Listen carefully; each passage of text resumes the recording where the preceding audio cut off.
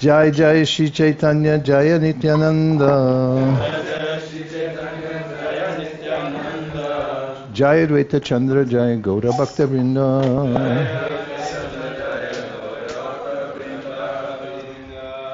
Welcome back. We're reading from the Sri Caitanya Charitamrita, and gladly so, because it is written by Srila Kaviraj Goswami, who is petitioned by all the greatest Vaishnavas to write the complete teachings of Lord Chaitanya and his life story. And it is a book beloved of all the Paramahamsas. And here we have the opportunity to read all the way through by the grace of Srila Prabhupada. We're reading in the Madhya Lila. We're at chapter 8. The talks between the Lord and Ramananda Roy. And we're taking up where we left off. We'll start at text number 249. Sri Caitanya Mahāprabhu then inquired, out of all liberated persons, who should be accepted as the greatest? Ramananda Roy replied, he who has love for Krishna has attained the topmost liberation. That's from Srimad Bhagavatam, or in the Srimad Bhagavatam purport 6.14.5, it is said, Muktanam api siddhanam narayana parayana sudurlabha prashantatma koti shvapi mahamune. O great sage, of the many millions of liberated persons, and of the millions who have attained perfection, he who is a devotee of Lord Narayan is very, very rare. Indeed, he is the most perfect and peaceful person. Sri Caitanya Mahaprabhu next asked Ramananda Roy, among many songs, which song is to be considered the actual religion of the living entity? Ramananda Roy replied, that song describing the loving affairs of Sri Radha and Krishna is superior to all other songs. As stated in Srimad Bhagavatam 10.33.36, Anugrahaya Bhaktanam Manusham Dehamastita Bhajate Tadrashi Krida Yashutva Paro Bhavet. Lord Krishna descends apparently as a human being, and he exhibits his transcendental pastimes in Vrindavan, so that the conditioned soul may be attracted to hearing his transcendental activities. Non-devotees are strictly prohibited from participating in songs celebrating the loving affairs of Radha and Krishna. Unless one is a devotee, it is very dangerous to hear the songs about the pastimes of Radha and Krishna that were written by Jayadev Goswami, Chandidas, and other exalted devotees. Lord Shiva drank an ocean of poison, but one should not imitate this. One must first become a pure devotee of Lord Krishna. Only then can one enjoy hearing the songs of Jayadev and relish transcendental bliss. If one simply imitates the activities of Lord Shiva, then drinks poison, one will certainly meet with death. The talks between Lord Sri Caitanya Mahaprabhu and Ramananda Roy are meant for advanced devotees only. Those who are on the mundane platform and who study these talks in order to put forward some thesis for a PhD will not be able to understand them. Instead, these conversations will have a poisonous effect. Text 251. Then Sri Caitanya Mahaprabhu asked, out of all auspicious and beneficial activities, which is best for the living entity? Ramananda Roy replied, the only auspicious activity is association with the devotees of Krishna. Purport, according to Srimad Bhagavatam 11.2.30, At yantikam shemam prichamo bhavatong gaha samsare smin shanardo pi satsanga shevadir nranam. We are asking you to tell us what is the most perfect welfare activity. I think that in this material world, association with devotees, even if it is for a moment, is the greatest treasure house for mankind. Sri Caitanya Mahaprabhu asked, what should all living entities constantly remember? Ramananda Roy replied, the chief objects of remembrance are always the Lord's holy name, qualities, and pastimes. Purport Srimad Bhagavatam 2.236 states, Tasmat sarvatmana rajan hari sarvata sarvada shrotavya kirtitavyascha smartavyo bhagavandrinam. Shukadeva Goswami concludes, the business of the living entity is to always remember the Supreme Personality of Godhead in every circumstance. The Lord should be heard about, glorified, and remembered by all human beings. Sri Caitanya Mahaprabhu further inquired, out of many types of meditation, which is required for all living entities? Srila Ramananda Roy replied, the chief duty of every living entity is to meditate upon the lotus feet of Radha and Krishna. Purport Srimad Bhagavatam 1.2.14 states, Tasmadekena manasa bhagavan sattvatam pati shodavya kirtitavyascha dyeya pujasta nityada. Sutta Goswami replied to the sages headed by Shonaka, everyone should very attentively listen to the pastimes of the Supreme Personality of Godhead. One should glorify his activities and meditate upon him regularly. Sri Caitanya Mahaprabhu asked, where should the living entity live, abandoning all other places? Ramananda Roy replied, he should live in the holy place known as Vrindavan or Vrajabhumi, where the Lord performed his rasa dance. According to Srimad Bhagavatam 10.47.61, Asam maho charana renu jasham maham syam vrindavane kimapi gulmalato shadinam yadushadam swajjanam arya patam chahitva bejur makunda paravim shruti birimingyam. Uddhava said, let me become one of Vrindavan's herbs and plants that are trampled by the gopis, who gave up all connections with family and friends and decided to worship the lotus feet of Mukunda. Those lotus feet are sought by all great saintly persons expert in the study of Vedic literature. Sri Caitanya Mahaprabhu asks, out of all topics people listen to, which is best for all living entities? Ramananda Roy replied, hearing about the loving affairs between Radha and Krishna is most pleasing to the ear.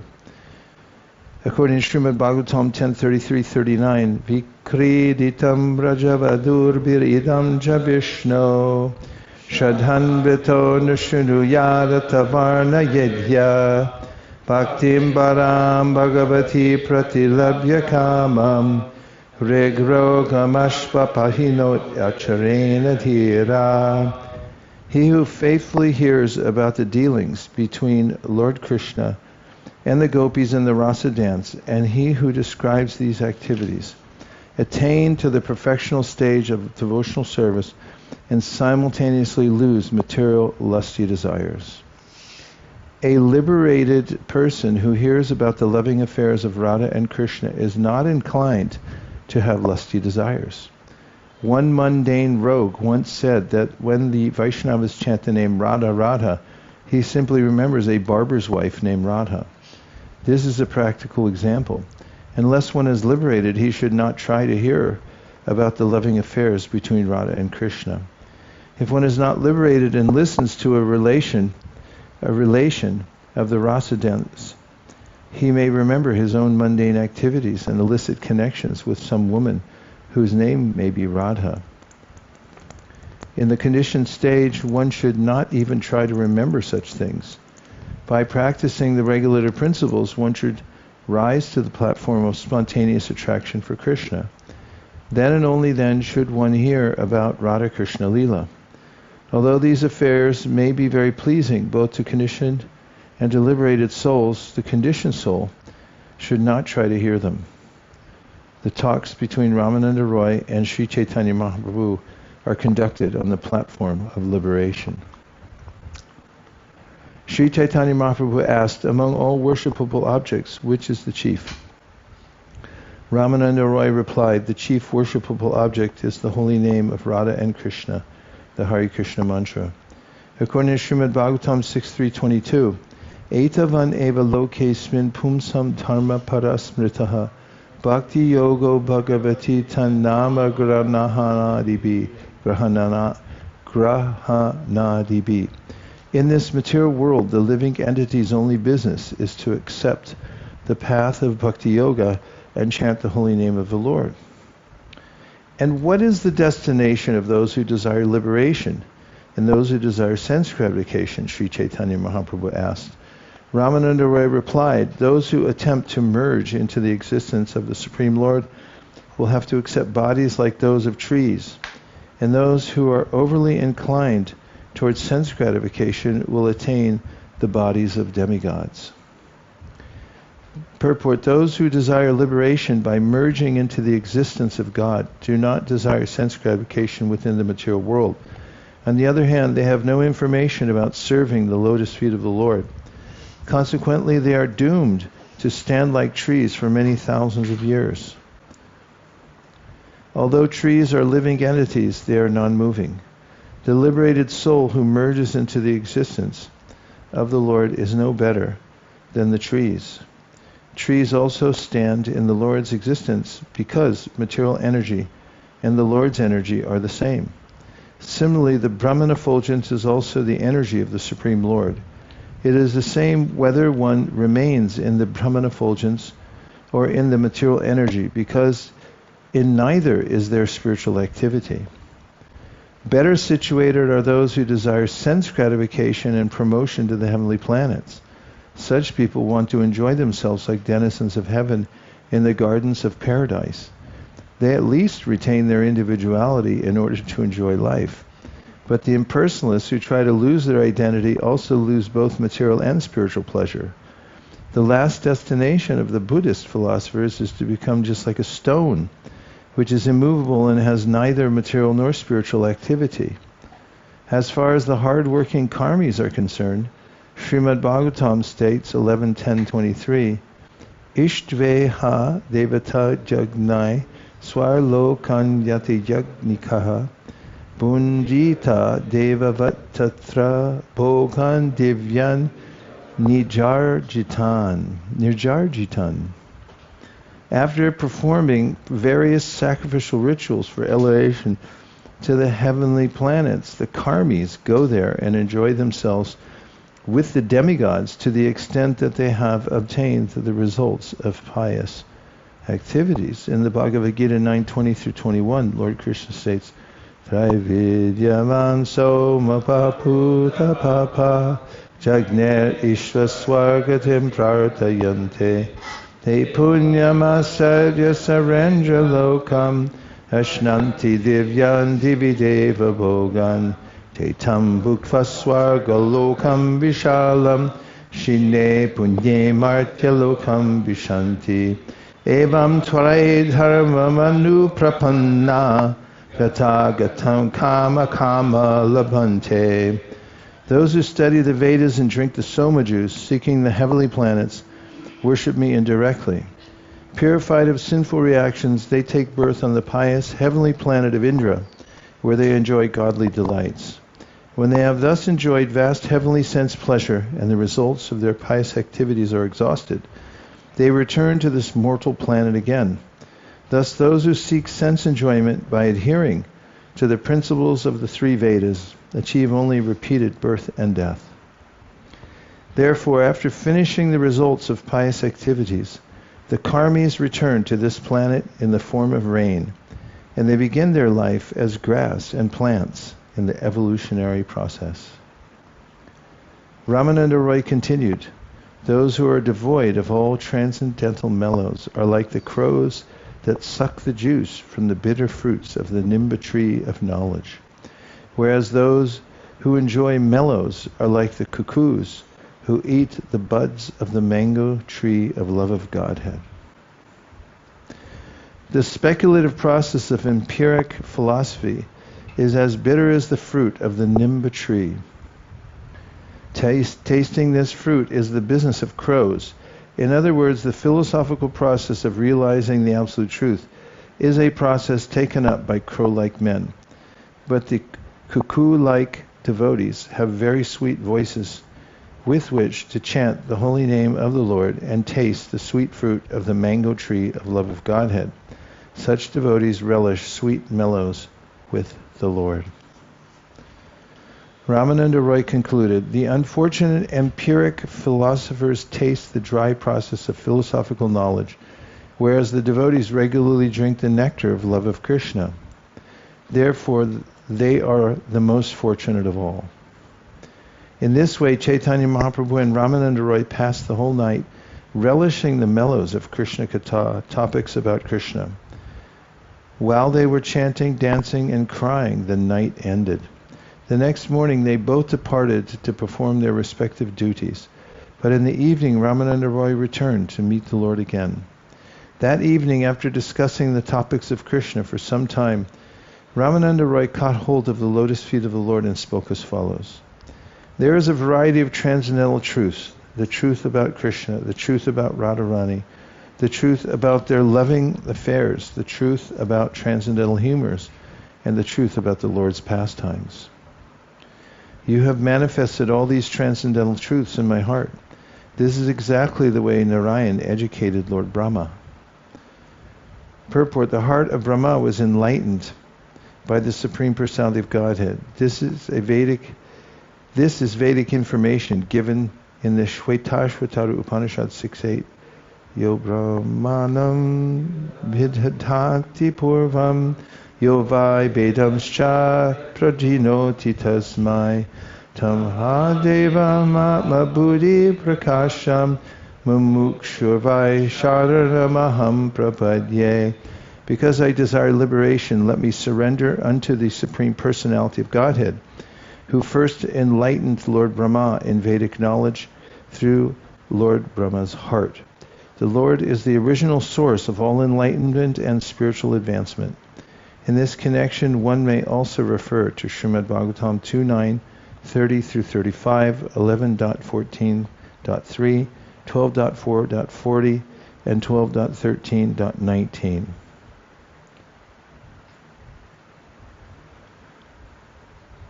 Ramananda Roy continued, the Supersoul within everyone's heart speaks not externally, but from within. He instructs the devotees in all respects, and that is his way of instruction. Purport, here Sri Ramananda Roy admits that Sri Caitanya Mahaprabhu is the Supersoul.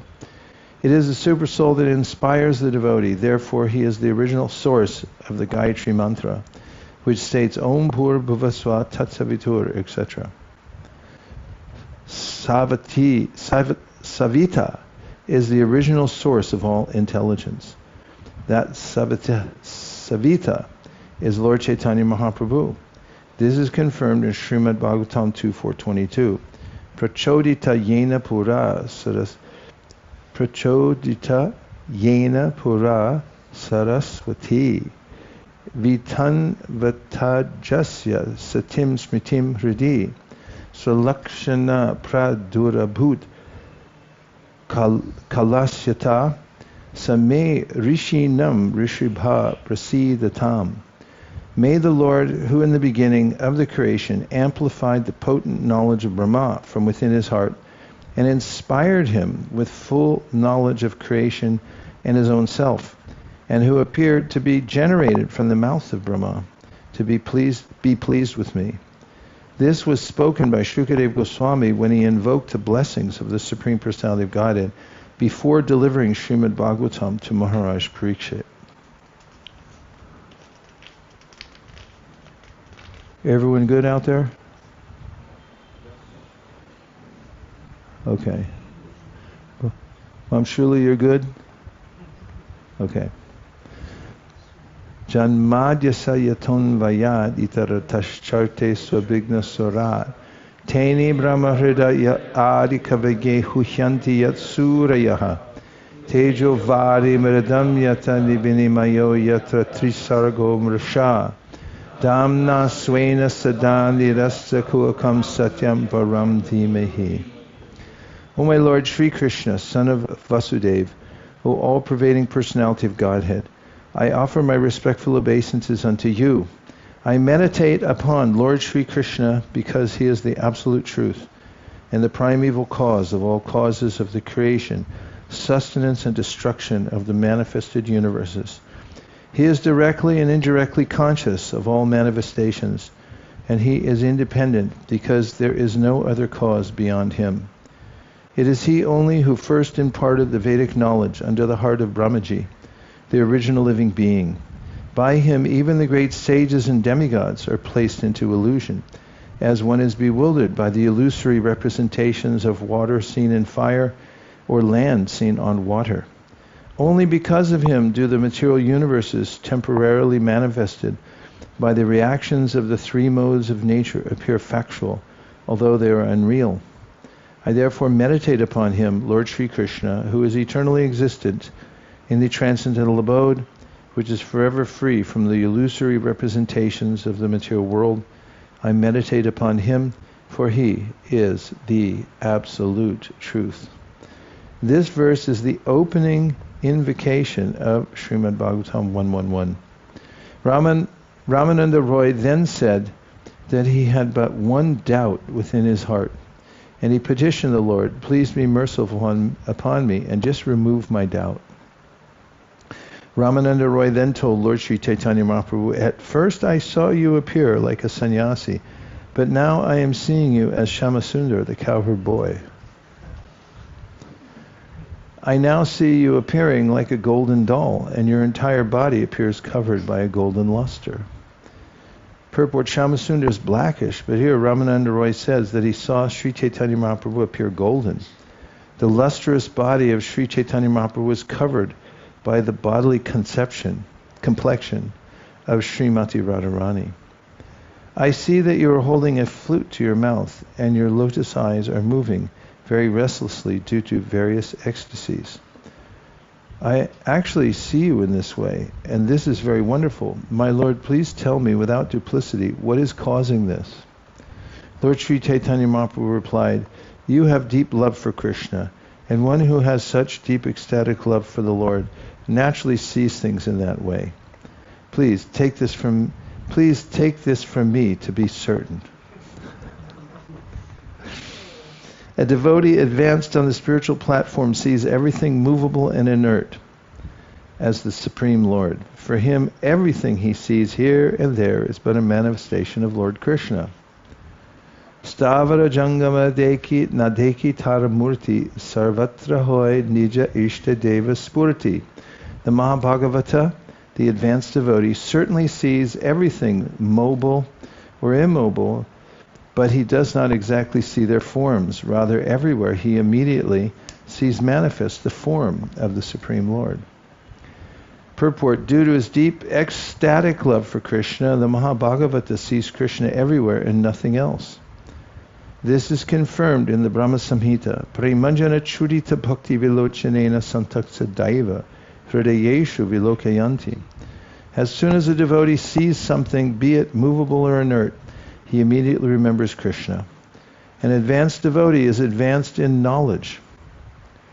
This knowledge is very natural to a devotee, for he has already read in the Bhagavad Gita how to awaken Krishna consciousness.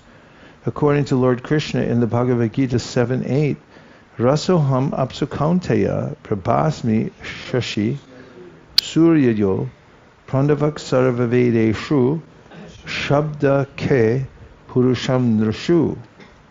O son of Kunti, Arjuna, I am the taste of water, the light of the sun and the moon, the syllable Om, the Vedic mantras. I am the sound in ether and the ability in man. Thus, when a devotee drinks water or any other liquid, he immediately remembers Krishna. For a devotee, there is no difficulty in awakening Krishna consciousness 24 hours a day. Caitanya Mahaprabhu therefore says here, Stavara jangama deki nagdeki taramurti sarvatra hoy nija ishta deva spurti. A saintly person and advanced devotee sees Krishna 24 hours a day and nothing else. As far as movable and inert things are concerned, a devotee sees them all as transformations of Krishna's energy. As Lord Krishna states in the Bhagavad Gita 7:4, Bhumir apo alano vayu kambano buddhar evacha ahankara itya me bina prakritir ashtada. Earth, water, fire, air, ether, mind, intelligence, and false ego. Altogether these 8 constitute my separated material energies. Actually, nothing is separate from Krishna. When a devotee sees a tree, he knows that the tree is a combination of two energies, material and spiritual. The inferior energy, which is material, forms the body of the tree. However, within the tree is the living entity, the spiritual spark, which is part and parcel of Krishna. This is the superior energy of Krishna within this world. Whatever living thing we see is simply a combination of these two energies. When an advanced devotee thinks of these energies, he immediately understands that they are manifestations of the Supreme Lord. As soon as we see the sun rise in the morning, we arise and set about doing our morning duties. Similarly, as soon as a devotee sees the energy of the Lord, he immediately remembers Lord Sri Krishna. This is explained in this verse, Sarvatra hoy nija ishta deva spurti. A devotee who has purified his existence through devotional service sees only Krishna in every step of life. This is also explained in the next verse, which is a quotation from Srimad Bhagavatam 11.2.45.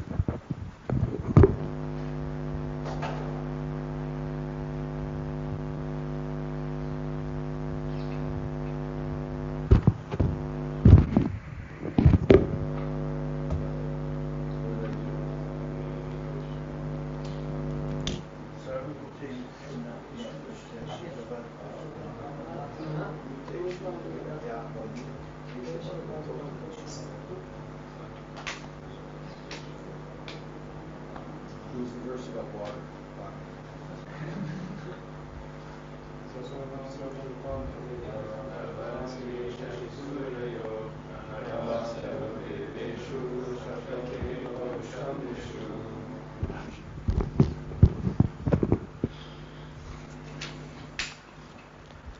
Sarva bhuteshu ya pashyed. Bhagavat bhavam atmanaha bhutani bhagavat yatmani. Esha Bhagavatottamaha. Sri Caitanya Mahaprabhu continued, a person advanced in devotional service sees within everything the soul of all souls, the Supreme Personality of Godhead, Sri Krishna. Consequently, he always sees the form of the Supreme Personality of Godhead as a cause of all causes and understands that all things are situated in him. The plants, creepers, and trees were full of fruits and flowers due to ecstatic love of Krishna. Indeed, being so full, they were bowing down. They were inspired by such deep love for Krishna that they were constantly pouring showers of honey. In this way, the gopis saw all the forests of Vrindavan. Purport. This verse, Bhagavatam 10:35-9, is one of the songs the gopis sang during Krishna's absence. In Krishna's absence, the gopis were always absorbed in thought of him. Similarly, the Mahabhagavata, the advanced devotee, sees everything as potentially serving the Lord. Srila Rupa Goswami states, Prapanchikataya buddhya harisambandhi vastuna mumikshubi parutyago vairagyam palagukatyate. The advanced devotee does not see anything as unconnected with Krishna. Unlike the Mayavadi philosophers, a devotee does not see the material world as false, because he knows that everything in the material world is connected to Krishna. A devotee knows how to utilize everything in the service of the Lord, and this is characteristic of the Mahabhagavata. The gopis saw the plants, creepers, and forest trees loaded with fruits and flowers and ready to serve Krishna.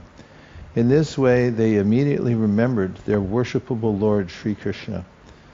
They did not simply see plants, creepers, and trees the way a mundane sees them. Radha Krishna tomar mahaprema hai, jaha taha Radha Krishna tomare spurai. Lord Chaitanya Mahaprabhu continued, my dear Roy, you are an advanced devotee and are always filled with ecstatic love for Radha and Krishna. Therefore, whatever you see anywhere and everywhere simply awakens your Krishna consciousness. Ramananda Roy replied, my dear Lord, please give up all these serious talks. Please do not conceal your real form from me. Ramananda Roy continued, my dear Lord, I can understand that you have assumed the ecstasy and bodily complexion of Srimati Radharani. By accepting this, you are tasting your own personal transcendental humor and have therefore appeared as Sri Caitanya Mahāprabhu. My dear Lord, you have descended in this incarnation of Lord Chaitanya for your own personal reasons. You have come to taste your own spiritual bliss, and at the same time you are transforming the whole world by spreading the ecstasy of love of Godhead. My dear Lord, by your causeless mercy you have appeared before me to grant me liberation. Now you are playing in a duplicitous way. What is the reason for this behavior? Lord Sri Krishna is the reservoir of all pleasure, and Srimati Radharani is the personification of ecstatic love of Godhead. These two forms had combined as one in Sri Chaitanya Mahaprabhu. This being the case, Lord Sri Chaitanya Mahaprabhu revealed his real form to Ramananda Roy. Purport: this is described as Radha Bhava Duti Suvalitam Naumi Krishna Sarupam. Lord Sri Krishna was absorbed in the features of Srimati Radharani. This was disclosed to Ramananda Roy when he saw Lord Sri Chaitanya Mahaprabhu. An advanced devotee can understand Sri Krishna Chaitanya Radha Krishna Nahi Anya.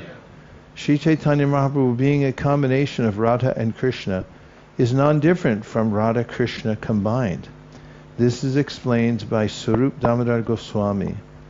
Radha Krishna Pranaya Vikriti Hladini Shakti Rasmat Ekat Manav Abhibhuvi Pura Deha Bedam Gatau Tau Chaitanyakyam Prakadamadunata Dvayam Chaikyamaptam Radha Bhava Duti Savalitam Naumi Krishna Sarupam. Radha Krishna is one. Radha Krishna is Krishna and Krishna's pleasure potency combined. When Krishna exhibits his pleasure potency, he appears to be two, Radha and Krishna. Otherwise, Radha and Krishna are one. This oneness may be perceived by advanced devotees through the grace of Sri Chaitanya Mahaprabhu.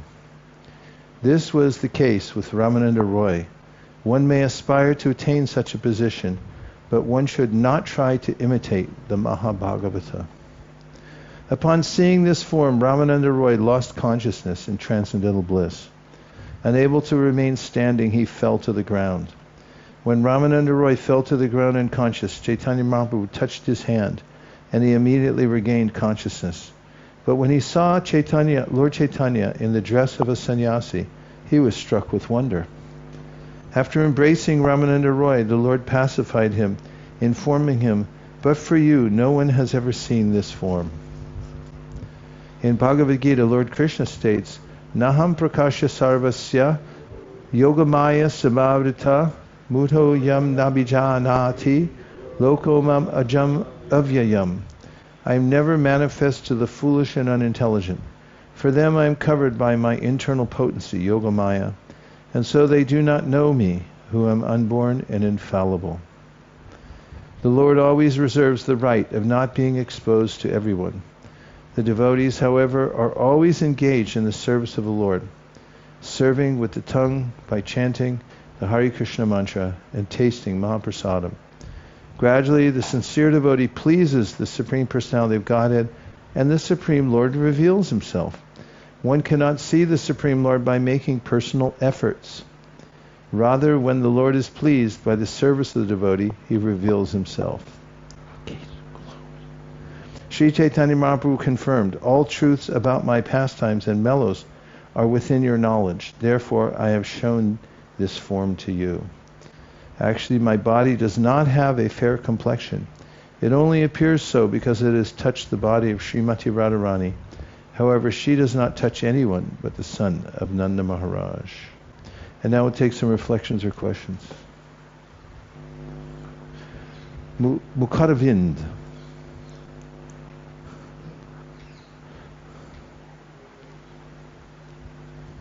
I like in one of the purport, Prabhupada says that how the example of the Lord Shiva drinking the poison and how it was dangerous is like if someone try to imitate. I never compared this to like trying to hear the higher topic which we are not eligible. So that was like a very graphic view I could see when Prabhupada compared this to the drinking the poison. And the next paragraph he says like, yeah, you have to practice the regulative principles and then reach to that ultimate stage. Very nice. Navina Prabhu. Hare Krishna. Yeah, whoever said that there's no humor in these literatures? There's so much humor. Chaitanya Mahaprabhu says, I'm simply Mayavadi sannyasi, and all I know is because Sarvabhauma, he told me about Krishna, and he told me to meet you.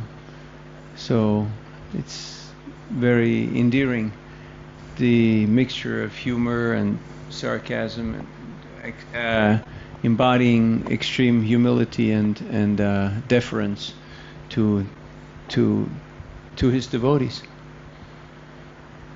So, that part was so endearing, right? Yes. Yes?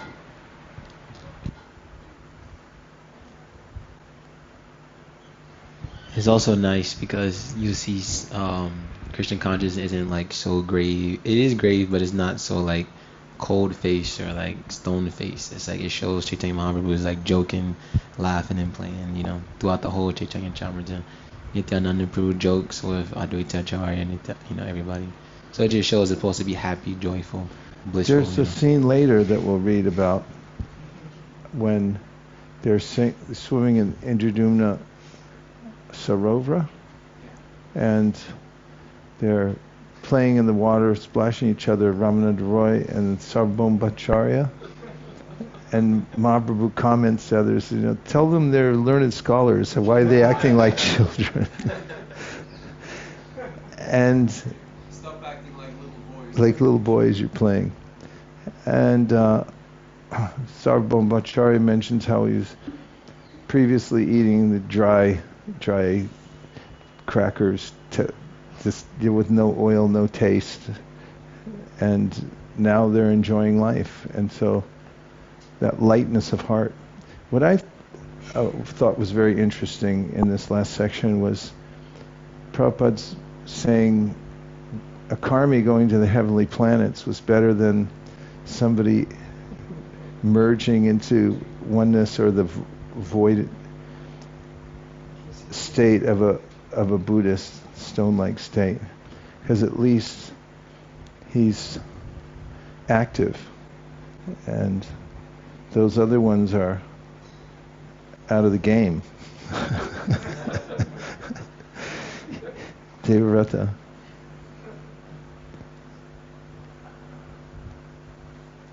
Yeah, when we read that, I remember being in college and reading about a Tibetan Buddhist who'd apparently achieved enlightenment by becoming like a stone in some mountain somewhere in the Tibetan region. And as we were reading that and I was remembering that, like, why would anyone want to attain such a state? And then contrast that with the various options out there. It's not really so attractive. No, definitely not. Okay, I'm looking to the outside People's Party. I'm not seeing anything. That's all right. Okay, Madhav.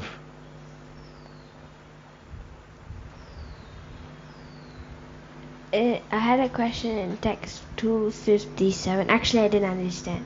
Therefore, after finishing the results of pious activities, the karmis again return to this planet in the form of rain, and they begin their life as grass and plants in the evolutionary process. Like, they actually come as rain? Or Yes.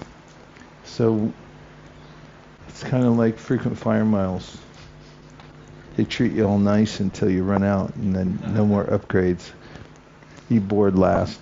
So they go to the heavenly planets when they have pious credits, and then when they're done, they come back down. They get condensed into the clouds, the souls, and they're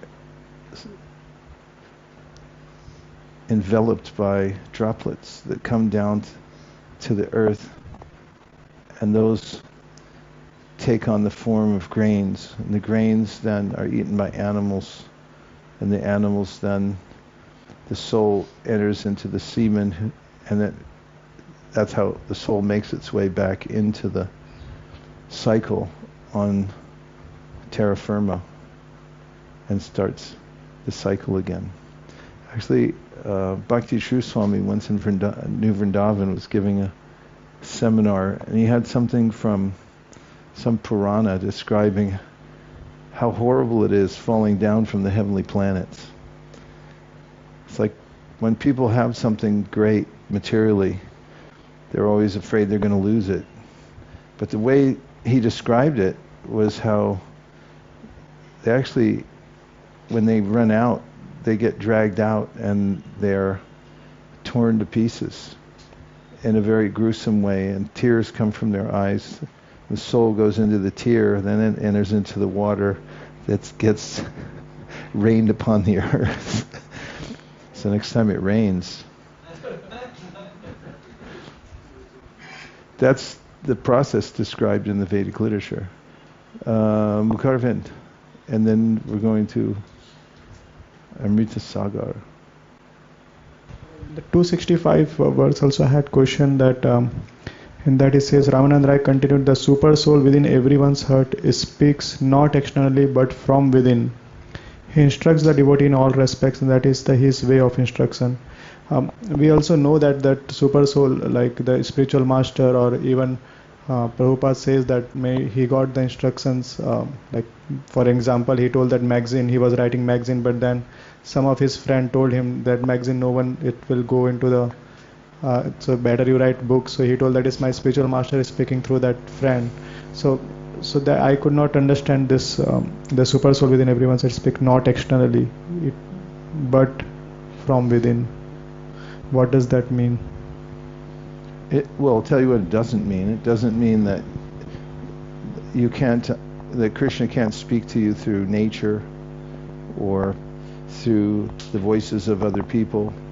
That's why the idea of vartmana-pradarśaka guru comes from. It's somebody who's unrelated to Krishna consciousness, who's just an ordinary person, might say something to you to inspire you to become Krishna conscious. And you also might serendipitously meet people by Krishna's arrangement that suggest something or another that helps you move forward on your path. It's a very serendipitous path because Krishna is guiding Francis Supersoul within. So it's just an isolated statement, but it doesn't mean that he doesn't speak from within and from without. That's why the verse Naivo Payantya Pachitim Kaviyastavesha Brahma Yushapi Kridam Ridam Udasmaranta Yontar Bahis Tanubridham Ashubhan Vadunvan Acharya Chaitya Vapusha Swagatim Janakti Yontar Antar Bahi, within and without, he said, you're teaching me both ways. Right? Yes. Okay, and then we have Amrita Sagar Das, the servant of the ocean of nectar. Hare Krishna. This verse which was just quoted, Naham Prakasha Sarvasya, saying how Krishna doesn't, or he reserves the right not to manifest himself to everyone. I'll just face this way so that we don't have feedback. I find this to be very helpful for my own faith personally, because whenever there's some aspect of Krishna consciousness which doesn't soothe my intellect or doesn't make sense at first, I can just attribute it to this. Because like if Krishna, he reserves the right not to reveal himself to everyone, and if he could be understood just through my limited intellect alone, then he wouldn't be God. So that's to be expected, is my takeaway from that. Nicely done. I like it a lot. Thank you very much. Nirkula's clapping. Okay. Last chance for the outside people's party. They're protesting today. Complete silence. Was it something we said? Okay. We're going to take a short break. We'll be back here at 7.5 minutes after. Hare Krishna.